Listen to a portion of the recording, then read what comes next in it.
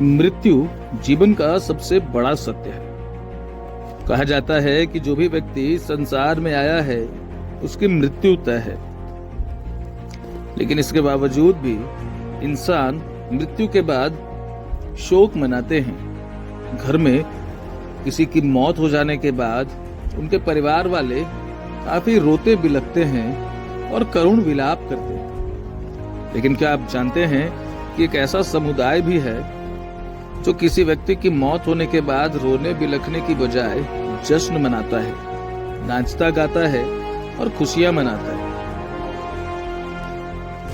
जी हाँ, आपको भी ये जानकर बड़ी हैरानी हो रही होगी, लेकिन क्या आप जानते हैं कि मौत के बाद जश्न मनाने की ये परंपरा किन्नरों में है। किन्नर समुदाय में किसी व्यक्ति की मौत हो जाने के बाद शोक मनाने की बजाय किन्नर समुदाय के उसके साथी जश्न मनाते हैं, नाच गाना होता है और काफी धूमधाम से शव की अंतिम विदाई दी जाती है।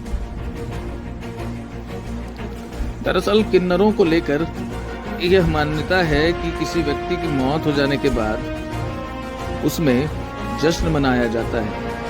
कहा जाता है कि जब किसी किन्नर का जन्म होता है तब उसका जीवन एक नरक के समान हो जाता है और मौत उस जीवन को उस नरक से आजादी दिलाने का एक रास्ता होता है। और यही कारण है कि इस जीवन के समापन के बाद किन्नर जश्न मनाते हैं।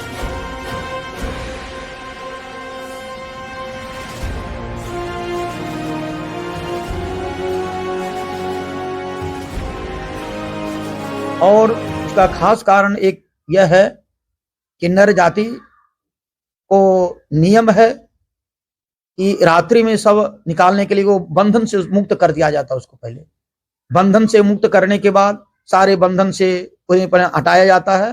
शरीर पे जो बंधन, हाँ, शरीर पर जितने प्रकार के बंधन आते हैं उसे हटा दिया जाता है। और दिन में संस्कार करने के बाद कोई उनका शव का दर्शन नहीं कर ले। शव का दर्शन करने के बाद फिर दोबारा वह उसी किन्नर में जन्म नहीं ले, इस कारण उसको रात्रि में ही लोग सबका यात्रा निकालते हैं और उनका संस्कार भी कर।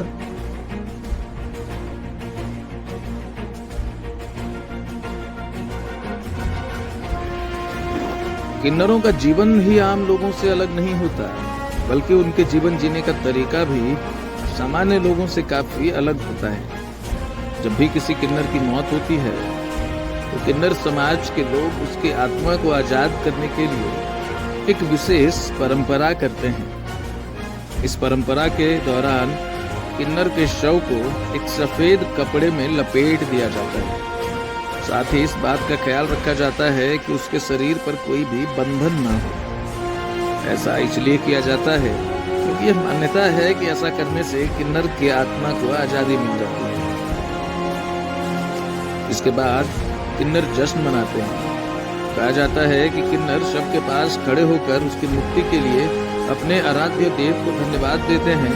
साथ ही यह प्रार्थना भी करते हैं कि उनका दोबारा जन्म कभी भी किन्नर के रूप में न हो। किन्नर की मौत के बाद दान पुण्य भी किया जाता है। लोकल 18 के लिए गुलशन कश्यप की रिपोर्ट।